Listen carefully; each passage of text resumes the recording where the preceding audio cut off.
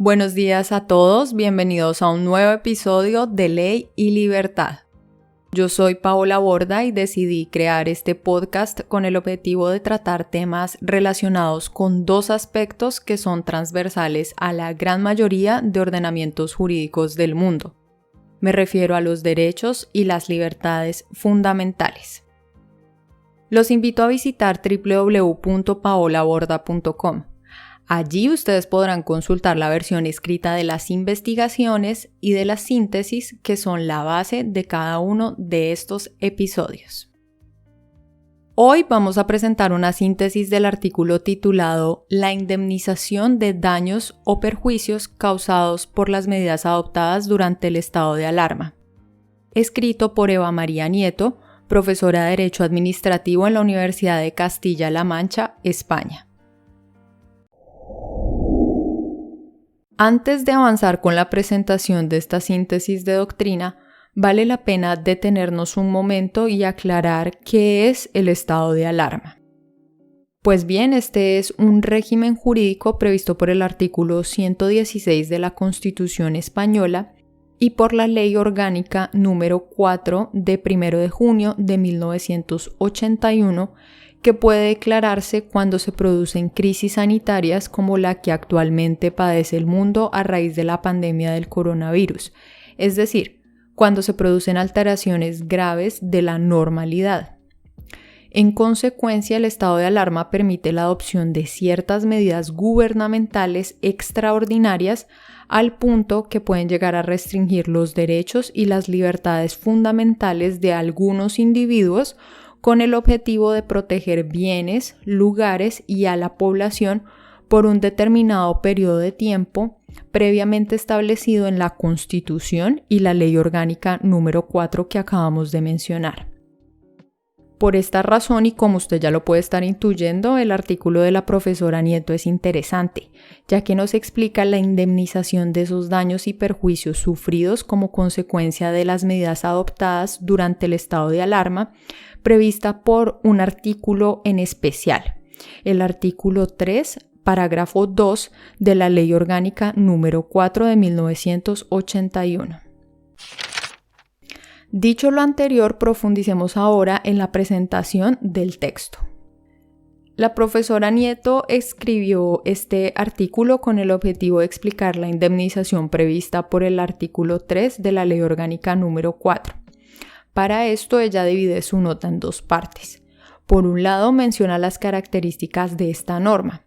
Por otro lado, ella explica los requisitos legales que deben cumplirse para tener derecho a esa indemnización.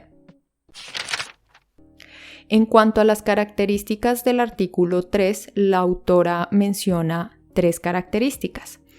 En primer lugar, la profesora Nieto explica que esta norma crea un derecho a recibir una indemnización por daños y perjuicios que no tiene fundamento constitucional.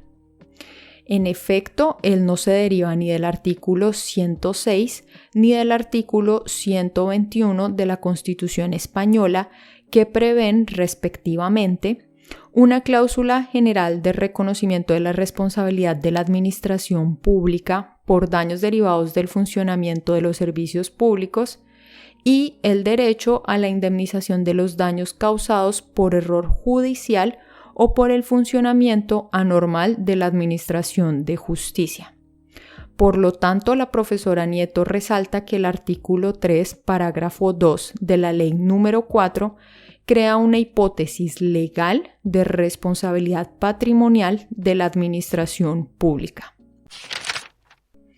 En segundo lugar, la autora explica que esta hipótesis legal de responsabilidad se caracteriza por comprender la indemnización de los daños provocados por el acaecimiento de un evento de fuerza mayor. Esto, a diferencia de lo que ocurre con la cláusula general de responsabilidad prevista por el artículo 106 de la Constitución Española.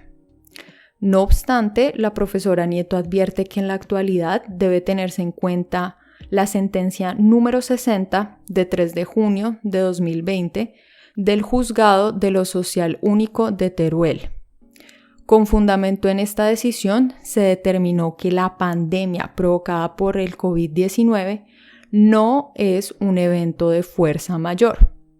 Por esta razón, la autora explica que el derecho de reparación previsto por el artículo 3 de la Ley número 4 puede ser invocado por quienes hayan sufrido daños o perjuicios corporales, materiales o a sus derechos fundamentales causados durante la vigencia de los estados de alarma, excepción y sitio, para compensar solamente el llamado sacrificio especial. Es decir, el legislador orgánico creó una hipótesis legal de responsabilidad con el objetivo de indemnizar los sacrificios que se imponen a un pequeño grupo de ciudadanos para proteger el interés general. En tercer lugar, la profesora Nieto destaca que se puede reconocer esta indemnización sin necesidad de que las medidas del estado de alarma sean declaradas inconstitucionales. Este punto es muy importante, a mí me llamó mucho la atención. La autora explica que la responsabilidad patrimonial se imputa en este caso a la administración no por haber incurrido ella en culpa, sino por el daño sacrificial producido a la víctima del daño. La profesora Nieto resalta que la limitación de derechos y libertades fundamentales producida actualmente como consecuencia del decreto ley número 463 de marzo 14 de 2020, que en España declaró el estado de alarma para la gestión de la crisis sanitaria ocasionada por la COVID-19, y de un decreto que se emitió posteriormente el 17 de marzo de 2020, que le introdujo unas modificaciones, es constitucional. Sin embargo, un individuo puede en efecto llegar a sufrir daños o perjuicios por la imposición del llamado sacrificio especial. Por lo tanto, en ese caso procedería el reconocimiento de la indemnización prevista por el artículo 3, ya que, de no ser así, los derechos de este individuo valdrían menos que los del resto de ciudadanos. Ahora bien, respecto a los requisitos legales que deben cumplirse para tener derecho a esta indemnización, la autora explica que su reconocimiento no es automático y que se da solamente si se comprueban los siguientes 3 elementos. En primer lugar, la existencia real de daños o perjuicios. En segundo lugar, que la conducta del individuo no haya contribuido a causarlos. En tercer lugar, que el perjuicio sufrido no haya sido compensado con el beneficio obtenido. La profesora Nieto resalta que respecto a los 2 últimos elementos, se debe tener en cuenta que si se llega a comprobar, primero, que la conducta de la víctima ha producido el daño, o segundo, que la víctima se ha enriquecido injustamente con el beneficio obtenido a partir del hecho que provocó el daño, no debe haber lugar a indemnización. En efecto, el principio de el daño se compensa con el lucro o de la compensatio lucri cum damno, aplicable en derecho español, impide resarcir parcial o totalmente al perjudicado por los daños o perjuicios que son compensados con los beneficios obtenidos a partir del hecho que provocó el daño. A título de ejemplo de estos beneficios, la autora menciona las ayudas públicas, las subvenciones y las deducciones de impuestos. Por otra parte, no se puede hablar de sacrificio si el perjuicio se deriva de la conducta de la propia víctima, porque en ese caso el perjuicio no sería un hecho provocado para obtener el bienestar general, sino un resultado de la culpa o el dolo de la propia víctima. Finalmente, la profesora Eva María Nieto concluye explicando el procedimiento administrativo para realizar la reclamación de esta indemnización. La autora señala que la víctima debe realizar una reclamación acompañada de un informe en donde se cuantifique su daño y dirigirla a la administración pública que adoptó la medida causante del hecho durante la vigencia del estado de alarma.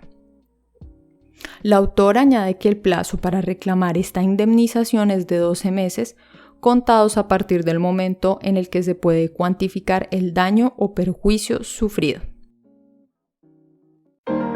¿Qué nombre tiene en su país el régimen constitucional de crisis adoptado a raíz del coronavirus? Cuéntenos en los comentarios. Hasta la próxima.